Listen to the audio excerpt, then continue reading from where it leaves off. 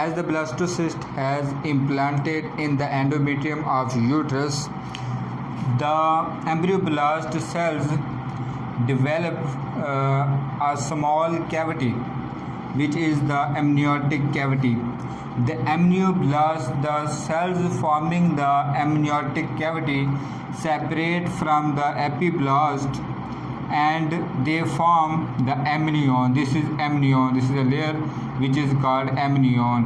As the amnion separate and the amniotic cavity develop, there are morphogenetic changes, morphological changes in the embryoblast in such a way that there is the formation of a bilaminar layer of cells which is called the embryonic disc.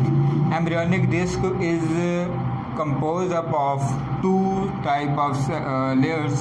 One is the epiblast, other is the hypoblast. Epiblast consists of a thicker layer. You can see it is a thicker layer consisting of the columnar cells which are slightly larger than the hypoblast cells.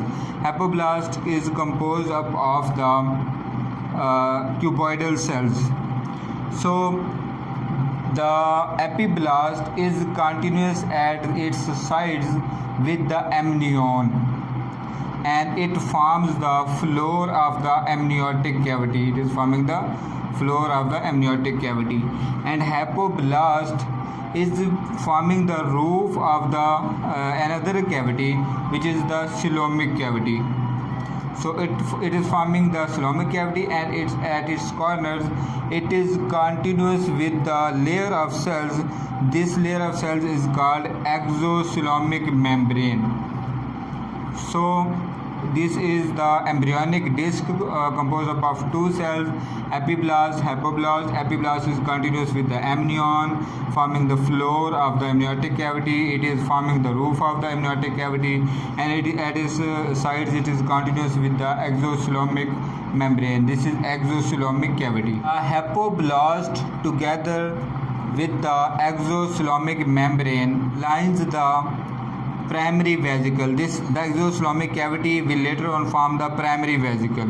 It will form primary vesicle, and so hypoblast and the exocoelomic membrane will line the primary vesicle later on. So this is the embryonic disc containing epiblast and hypoblast. It is the bilaminar, containing two layers. And now, after formation of primary vesicle, the embryonic disc is present between amniotic cavity, means amnion, amniotic cavity, and primary vesicle. Cells from the umbilical vesicle form extra embryonic mesoderm. This is the area which is called the extra embryonic mesoderm. It's a layer, it's a mesoderm. It's now you can see that it is surrounding the amniotic cavity and the primary umbilical vesicle. And so the mesoderm contains three structures: amniotic cavity, embryonic disc, and primary umbilical vesicle. Amniotic cavity and primary umbilical make the morphogenetic movement of embryonic disc cells possible. Means when they will grow, they will move towards this and towards down. Means amniotic cavity and primary umbilical vesicle provide space for the development of the embryonic disc cells. As amniotic cavity, embryonic disc, primary umbilical vesicle develop, there is formation of lacunae, small spaces in the syncytial trophoblast. You can see.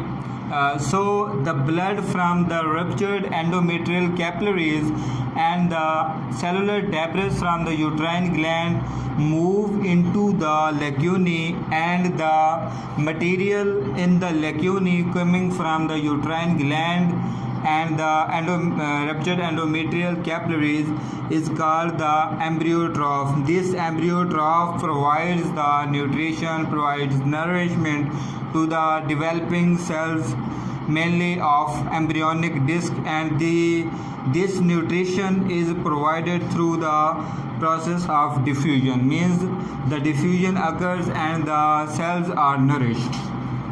The communication of the ruptured endometrial glands and capillaries and the lacunae of the syncytial trophoblast develops the primordial uteroplacental circulation. Primordial uterus, this is uterus, endometrium of the uterus, uteroplacental circulation means now the blood coming from the maternal tissue towards the embryo will provide oxygen and nutrition, and blood moving out through the veins towards the maternal tissue will remove the carbon dioxide and the waste material from the embryo. The 10-day conceptus is completely embedded in the endometrium of uterus, but there at the surface of conception there is a surface defect which is covered by a closing plug, which is a fibrin coagulum of blood. So it is covering the surface defect.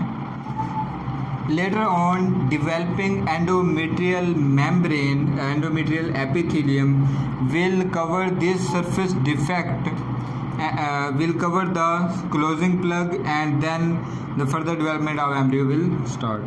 As the conceptus is completely implanted in the endometrial membrane, there is another process which is called the decidual reaction. The connective tissue cells become swell due to accumulation of glycogen and lipid accumulation. The main function of this decidual reaction is nourishment of the embryo and providing the immunologically privileged site for the conceptus. In the 12-day conceptus, the smaller lacunae, the smaller spaces fuse to form larger lacunar networks, and these lacunar networks become continuous with the uterine glands and the endometrial capillaries and blood vessels, and they will form the primordium of intervillous spaces, which we will discuss later on in the placental development. And also the endometrial capillaries present in the endometrium of the uterus become continuous with the lacunar spaces. If these are the lacunar spaces, they will become continuous in such a way that they will form the maternal sinusoids. These are the maternal sinusoids.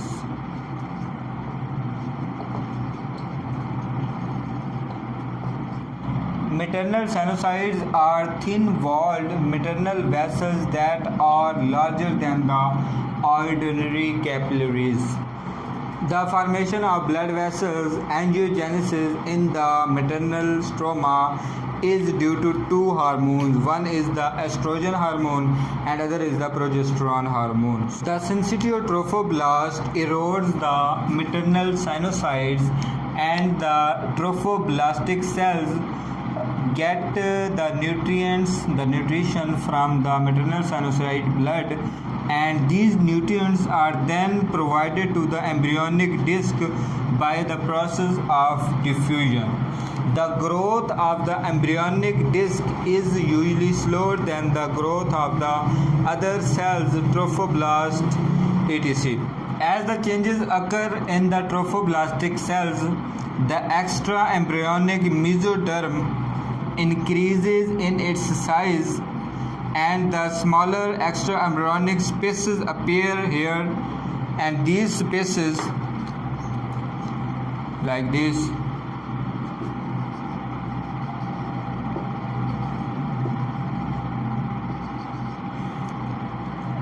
Actually, the growth of the embryonic disc and these structures is less than the trophoblastic cell. Means the trophoblast increase in its size, but these three structures, amniotic cavity, here is the amniotic cavity, embryonic disc, and the umbilical vesicle, primary umbilical vesicle, is not growing too fast as the trophoblast is growing. So there is the formation of the increase in the size of the extraembryonic mesoderm, as it is increasing, but it is not increasing at the pace of trophoblast. The extraembryonic mesoderm increase in size, but there is appearance of spaces. Finally, these spaces unite to form the extraembryonic coelom. This is the extraembryonic coelom. This extraembryonic coelom is a fluid-filled cavity that is surrounding the amnion, the embryonic disc, this structure, and the primary umbilical vesicle, this structure, but it is deficient at the point where this growing structure attaches with the chorion, the external layer. So this structure forms the connecting stalk, the place at which the extraembryonic coelom is deficient due to the connection with the chorion. Due to the connection with the chorion, this structure is called the connecting stalk.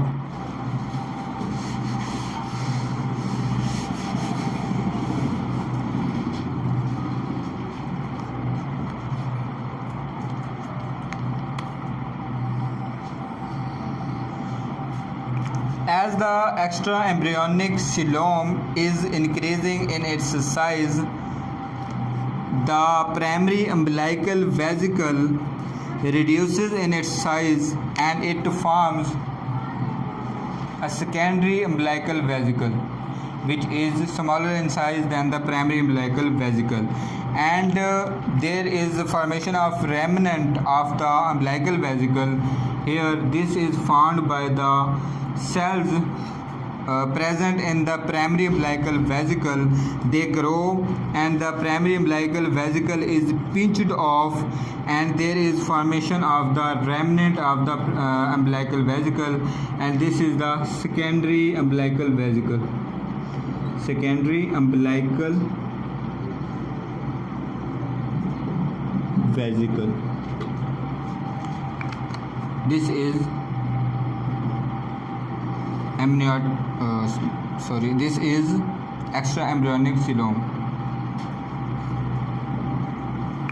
In humans, the umbilical vesicle, like other animals, contains no yolk. Humans umbilical vesicle contains no yolk, but it is important. It may be involved or providing the site for the primordial germ cells synthesis, special nutrition of the embryo.